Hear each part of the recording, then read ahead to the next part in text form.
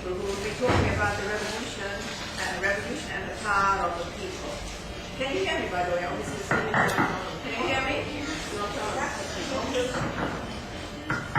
Okay. Can you hear me now? Yes. Okay. So as you can see from your program, we're going to be talking about revolution and the power of the people. So revolution and power. Unfortunately, we're missing one of our speakers. But that gives more time for the other three. And without further ado, I would like to start. I will introduce each speaker separately, but we are also a group. So, if I may start with Professor Maurizio Marinelli, who is on my far left. He's the director of a China Research Center at the University of Technology in Sydney, Australia. He specializes in contemporary China's cultural, intellectual, and urban history. His research investigates how China's relations with the rest of the world have influenced historical narratives and shaped textual and visual representations within their respective intellectual discourses. Professor Marinelli.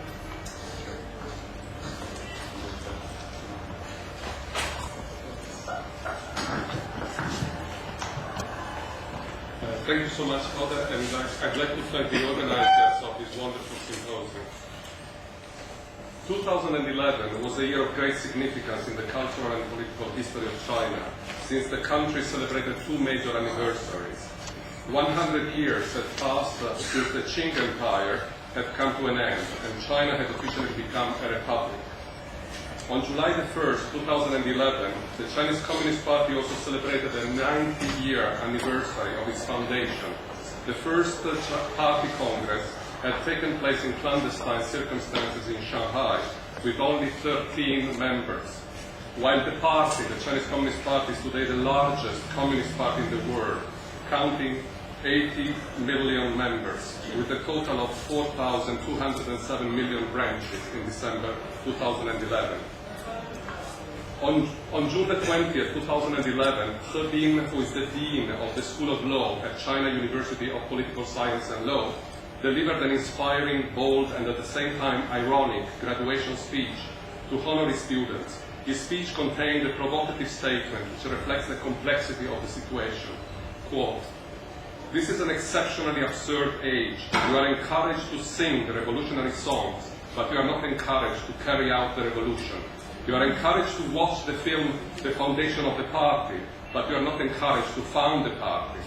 The script and the video of He Bin's speech circulated and was also uploaded both on Weibo, that is the Chinese version of kind of Twitter, Facebook, and on YouTube, and created uproar of responses. One of them stated, quote, "Starting from today, there will be more and more different voices. There is still hope for China." One might wonder if this sense of hope was justified. In this paper, I will analyze basically the tension that we have seen in China I would say, in the 20th century, between the idea of revolution vis-à-vis the idea of reform. In 1979, at the beginning of the post-Mao reform and opening up era, an intense political and intellectual debate started. The focus has been the feasibility and the practical usefulness of revolution or reform in what is called the new historical period. Judging from the last 33 years, there has been a clear ideological shift towards reforms, progressively denying any possible benefits deriving from the concept of revolution. However, this sea change can be problematic for a party whose historical legacy and ideological reference framework are strictly associated with the revolutionary origin. Historian Roderick McVicker, one of the major historians of the Cultural Revolution and its origins, recently declared, quote, "Let me begin with what for most Western scholars is a truism: no cultural revolution, no reform. In other words, without the disasters that occurred in the first 30 years of the People's Republic of China, and particularly in the last 10 years of Mao Zedong's life, we wouldn't have seen the amazing economic growth of the subsequent 30-plus years." However, this same lesson and the relevant alleged syllogism, revolution was the precondition for reforms, does not seem to be shared by the party line. The rationale for not sharing this can be summarized in the view that the new party secretary, who has just been elected at the 18th Party Congress in Beijing, Xi Jinping, expressed on the 11th of February 2009, when during an official visit to Mexico, he met the overseas Chinese community living there, and on that occasion, Xi Jinping openly referred to, quote, the foreigners with full bellies and nothing to do but criticize China, unquote. And he poignantly declared that taking into consideration the global effects of the financial crisis, China's major contribution to the whole world is its ability to continue to guarantee the basic subsistence of 1.3 billion people by feeding them. And then he added, first, we do not export revolution. Second, we do not export poverty and hunger. And third, we do not create any trouble for you.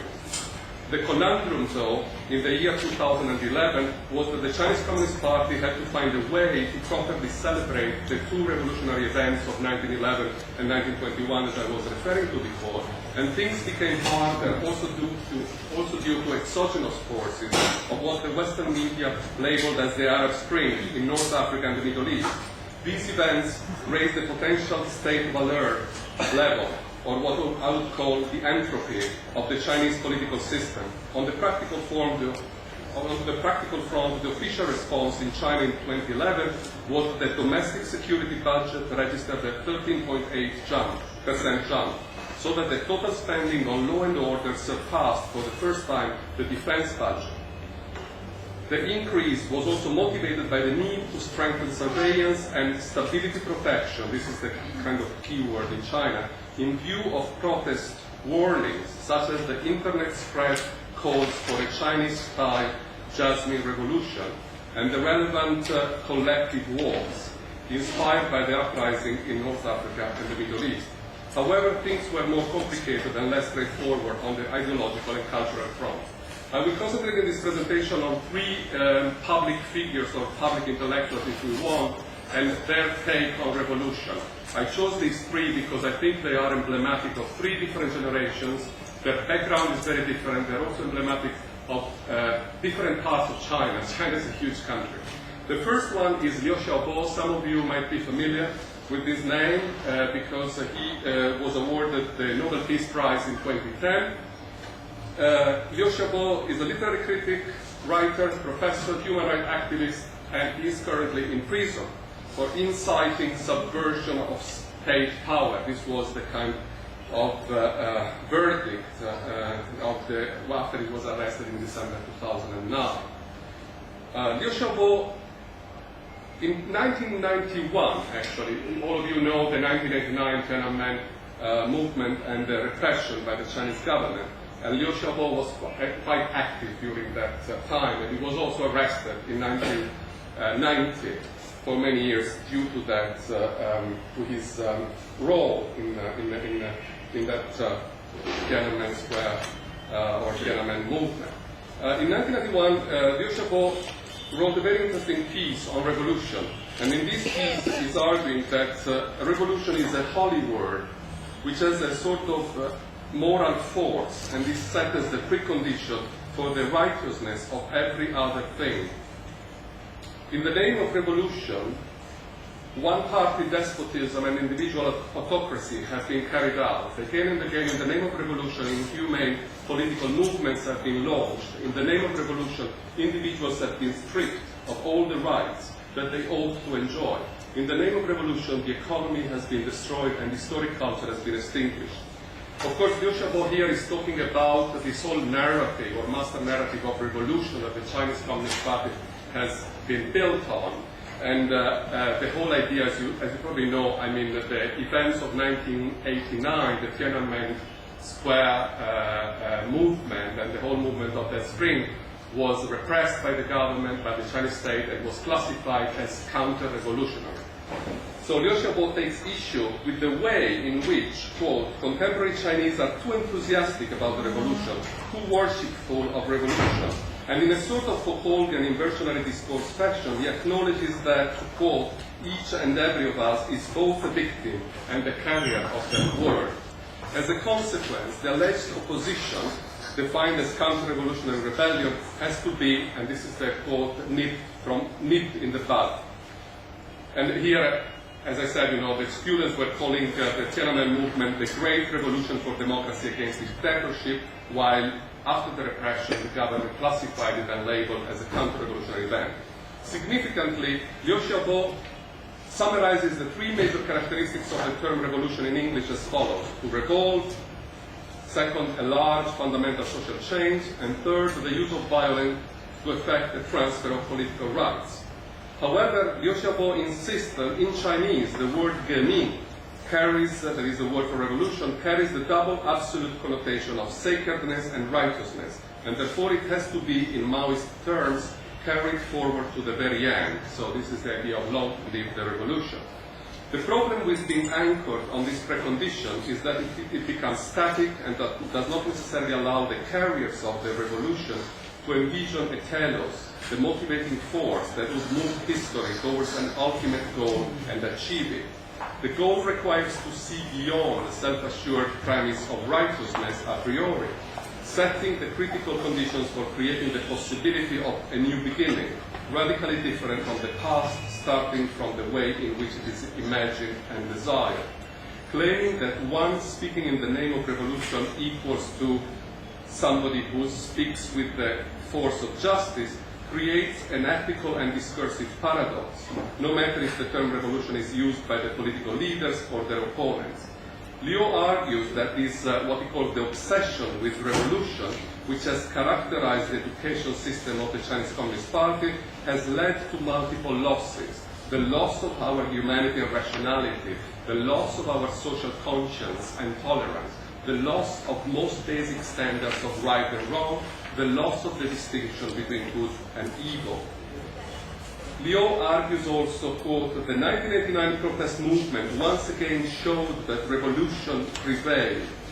The venom of revolution is too deep within us, with the result that we continually become unconscious sacrificial items for the cause of revolutionary justice, unquote.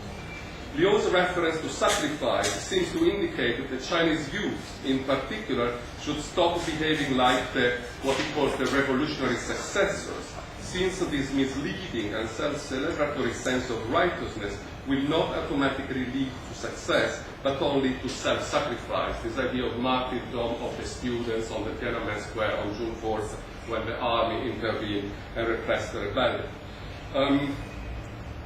Liu Xiaobo on the Tiananmen, what he calls the Tiananmen tragedy, and he was there and he was arrested after that, as I said, he's really saying that somehow the assumption that the 1989 democratic movement could have led to the creation of a democratic system overnight was totally flawed, since he argues the call for democracy was made in what he calls an excessively righteous way, but China didn't have matured the appropriate conditions for democracy to become a reality. And this is a quote from his text about this tragedy. I'd like also to, so that we say the tragedy lay in the fact that we were only aware of the pursuit of the democratic righteousness of our romantic idealism. We were too righteous, too bold, and too assured. We were complicatedly intoxicated. Therefore, we completely overlooked the fact that Chinese reality lacks the conditions for putting in place overnight a democratic system. And this is part of this debate that has gone on in China in the 1990s and the first 12 years of this new century, and has created this kind of shift, from the idea of revolution, and there is another very interesting text that I have in the paper, but I don't go into this for reasons of time constraint, that is about the farewell to revolution, okay? And so there has been this shift towards reform. I'd like to spend some more time on the other authors that I'm analyzing in my paper. The second one is Yu Hua, who is a very famous writer, and he published a book last year in which the book is called in English China in 10 Words, and one of these 10 words is the word revolution. And he's emphasizing another element of revolution. He's emphasizing the element of violence, and he's quoting Mao Zedong, the famous quote by Mao that I'm sure many of you are familiar with: a revolution is not a dinner party, or writing an essay, or painting a picture, or doing embroidery. It cannot be so refined, so leisurely and gentle, so temperate, kind, courteous, restrained, and magnanimous. A revolution is an insurrection, an act of violence with which one class overthrows another. And in his work on revolution, in this chapter on revolution, in this text, he's saying revolution fills life with unknowables, and one's fate can take an entirely different course overnight. Some people soar high in the blink of an eye, and others just as quickly stumble into the deepest pit. In revolution, the social ties that bind one person to another are formed and broken unpredictably, and today's brother in arms may become tomorrow's class enemy. His thesis is going back to the Cultural Revolution, to the violence of the Cultural Revolution. And actually, I find Yuqua's text quite interesting because it's saying, quote, the revolutionary violence of the Cultural Revolution has continued to rear its head in the course of China's economic success story in the past 30 years. So Yuqua, and I don't have time to go into all the examples that he gives here, but really Yuqua is saying, no matter if the party today talks about reforms and seems to have annihilated the discourse of revolution, revolution is still there. Revolution is in the violence, and it is a very interesting example, is in the violence of political power. And he's talking in his text about the use of seals, these Chinese seals that you use to stamp documents. And he's saying these seals are still used today, and if you have the seal in your hand, you have the power. So there is the seal becomes a sort of metonymic element for the power. And then he talks about what has been defined by many scholars as the urban revolution. I mean, the transformation that Chinese cities have gone through in the last 30 years. And he's saying that he's actually interestingly pointing out how the transformation in China, in the Chinese cities that many people describe as, today beautiful, with these kind of homogenized landscapes of high-rise buildings and glittering skyscrapers. He's saying this is actually a history of violence. This is a history that has demonstrated how local governments have the power to forcibly remove the population, to destroy their houses, and to gentrify the space. And so he's saying, that these seals are the seals that are stamped on the documents and can be used for land grab, large-scale demolitions, and forced relocations. And this, he says, is reminiscent of the Cultural Revolution. I would like to move quickly to the last author that I'm looking at, who is a very different character. You can see some of his pictures here. He's a celebrity rebel, a racing champion, a literary enfant terrible, and he's the best-selling author through the internet, okay? He's also the most popular blogger, with 500 in China, the millions are very easy to reach, but 500 million hits have been registered on his blog. And he's considered by many of us, many China scholars, as a sort of representative of this generation that is called the post-80s generation, a political, money and status-obsessed children of the country's explosive economic boom. This is the definition that Lydia Liu gives of him. Han Han, at the end of 2011, he had the brilliant idea of posting 3 entries on his blog. That is, as I said, an extremely popular blog. And the 3 entries are called, one is on revolution, one is on democracy, and the other one is freedom.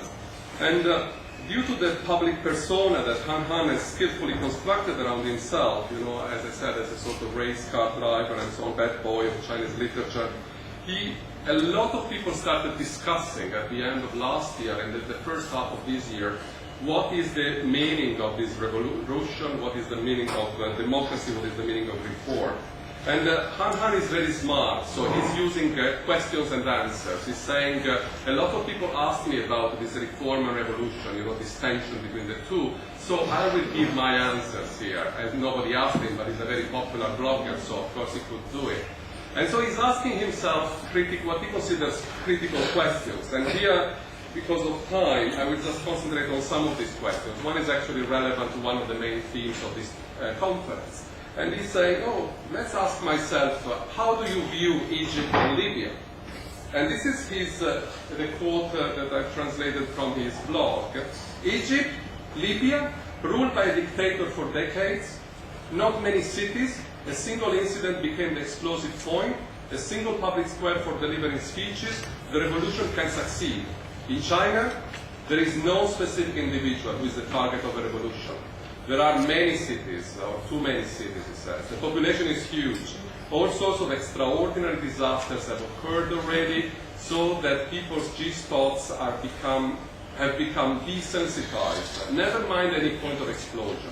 Even if our social conflicts are intensified tenfold, even if you have 10 backlog havens to make speeches in 10 cities, and even if the authorities did not take action against you, those speeches would eventually end up being sponsored by a Los Angeles throat manufacturer to be given at the Haidian Opera House. The Haidian Opera House is this opera house in Beijing that was very controversial when it was built, because it's part of this, urban transformation that, as I said, is seen by some people as something very good and modern, by other people as a history of violence. Okay?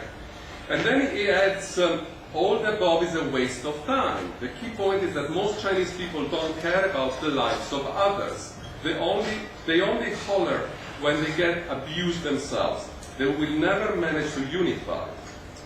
So there is a certain disingenuity in Han Han's declarations, of course, and then he seems in this entry to take the side of the party, and this is what became quite problematic.